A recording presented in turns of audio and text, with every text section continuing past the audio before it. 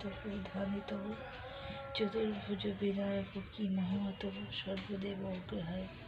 তোমার অর্চনা প্রণাম চরণে তবু মহেশ নন্দন, সর্ববিঘ্ন নাশকারী তুমি লম্বোদর। ভক্তি হবে পূজে তোমার দিবাশূন্য, তোমার চরণ প্রভু বন্দি বারবার, মনোবাঞ্ছা পূর্ণ যেন হয় সর্বকাল।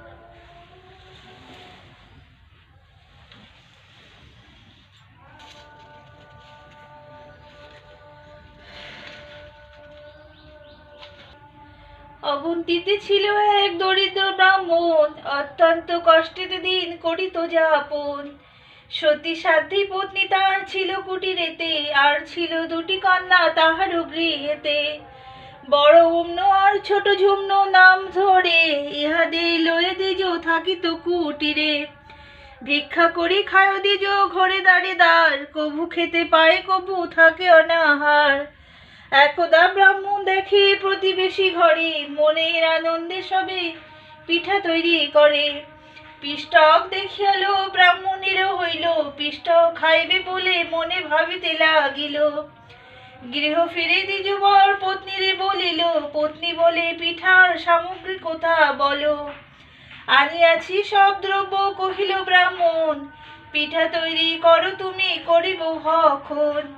পিষ্টক করিতে সতী যায় রান্না ঘরে, দ্বিজ কহে করো পিঠা আসিব সত্তরে। অল্পক্ষণ মধ্যে আমি ফিরিয়া আসিব, চিন্তার কিছুই নাই নাহি কিছু ভেব। এ বলে দ্বিজবর করিল গমন, গৃহের পশ্চাতে গিয়া রহিল গোপন।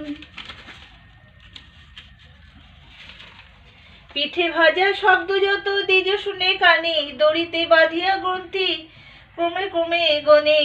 অবশেষে দেও কন্যা আসি রান্না ঘরে, দুটি পিঠা দাও মাগো বলিল মায়েরে। কন্যাদেরও মুখ দেখি ব্রাহ্মণী তখন, ভয়ে ভয়ে দুইটি পিঠা দুই বোনে। যত্ন করে সে ব্রাহ্মণী দুই বোনে রাখে, দুঃখ কষ্ট কিছু নাই সদা সুখে থাকে। পূর্ণমাস কার্তিকের হয় অবশেষ, বিষ্ণুপতি সংক্রান্তি তাহাতে বিশেষ। ঋতু পূজার রাজবাড়ি নানা আয়োজন, নারীগণ ব্যস্ত সাধা করিতে পূজন। মাটির সরাতে করি ঘটের স্থাপনা, ফলমূল নৈবেদ্য নাহিক তুলনা। অন্য ঝুম্ন দুই বোন সেসব দেখিল, ঋতু পূজা করিবারে বাসনা করিল।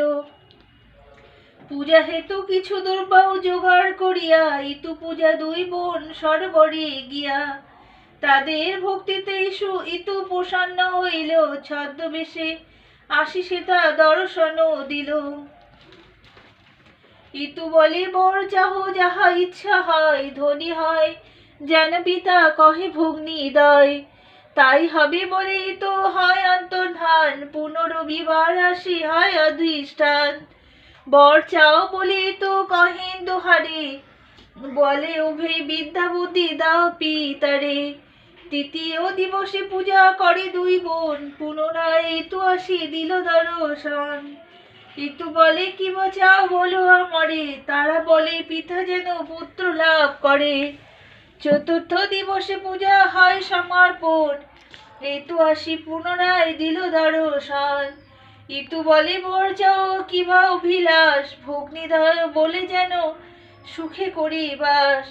স্বামী লাভ করে যেন হই সুভাগিনী, ঋতু বলে তাই হবে শোনো রে বাছনি। বর পেয়ে দুই বোনে আনন্দিত হইল, রাজার বাড়িতে আরো কিছু দিন গেল। একদিন ছাড়ি তারা রাজার আলয়, পিতার সন্ধান লাগি পথবাহী যায়। এদিকে পিতার হেতা সংসার উথলে, ধনে পুত্রে লক্ষ্মী লাভ লোকে ধনী বলে। এত সুখী সুখী নয় তাদের জননী, কন্যাদের লাগি কাঁদে দিবস রজনী। নাহি মানে মাতৃপ্রাণ ধৈর্য হারা হয়, হেনকালে কন্যা দুটি আসিল তথায়।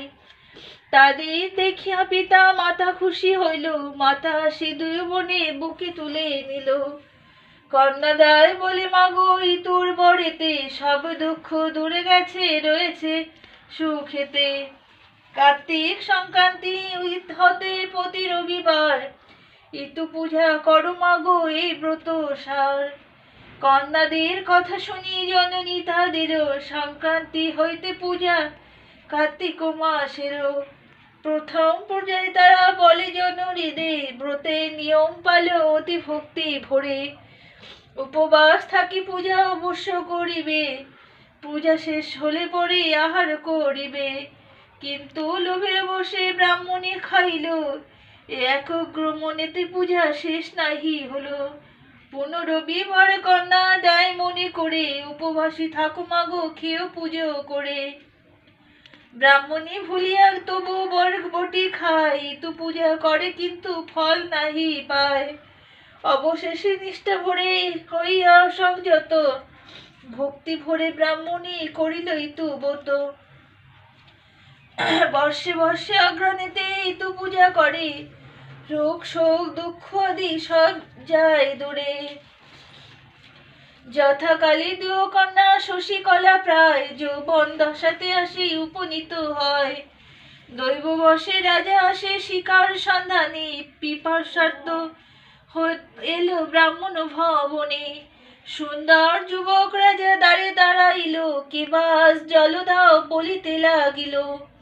অন্য আসি রাজার হাতে জল দেয়, দেখে তার রূপরাশি রাজা মুগ্ধ হয়। অবশেষে রাজা অমনরে বিয়া করি, মহা ধুমধাম লয়ে গেল রাজপুরী।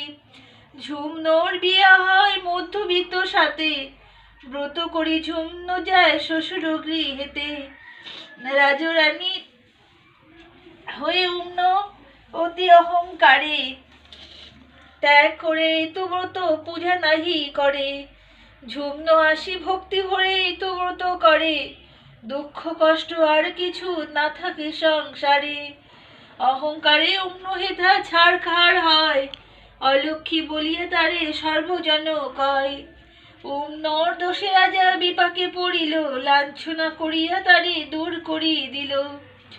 এদিকে ব্রাহ্মণী পূজে ইতুর চরণ, দেখি তাহা উপহাস করে সে ব্রাহ্মণ। ব্রাহ্মণ পুত্রে বিয়ে দিন স্থির হয়, বরযাত্রী লয়ে দ্বিজ বিয়ে দিতে যায়। অকুৎসাত পথে দ্বিজ পাইল দেখিতে, জাতি নাই ব্রাহ্মণের পুত্রের হাতে।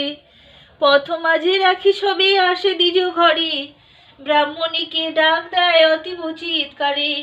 এদিকে ব্রাহ্মণী পুত্র বিবাহ পাঠায়ে, এক মনে ভক্তি ভরে ইতু পূজা করে।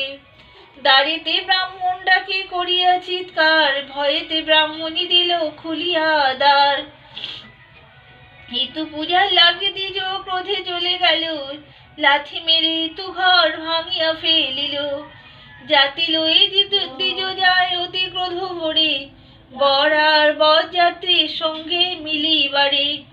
পথেতে ঘটিল যাহা করো শ্রবণ, ইতু দস্যু বেশে সব করিল লুণ্ঠন।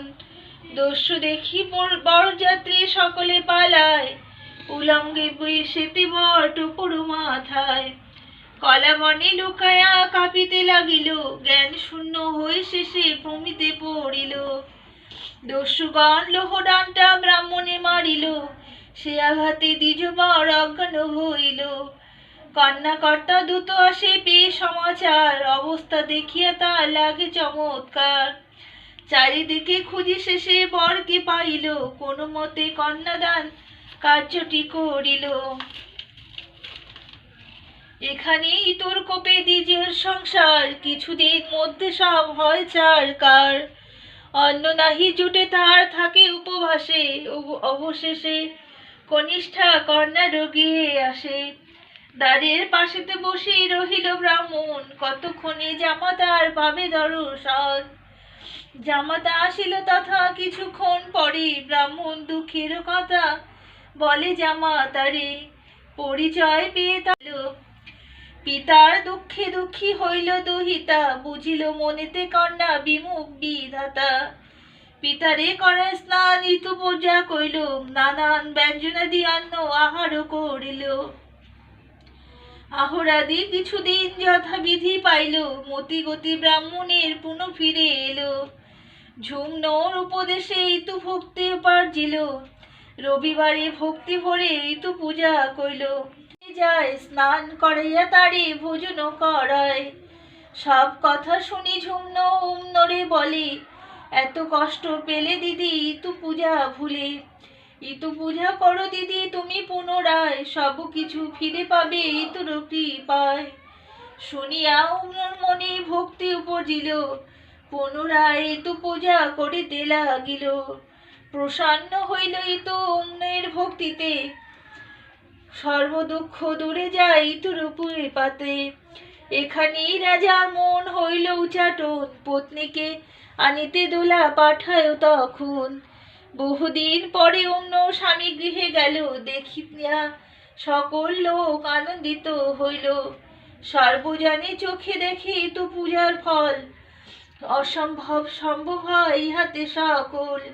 সবাকার দুঃখ দূর হইল আবার, সর্বকর্ম ত্যাজি করো ইতু পূজা সার।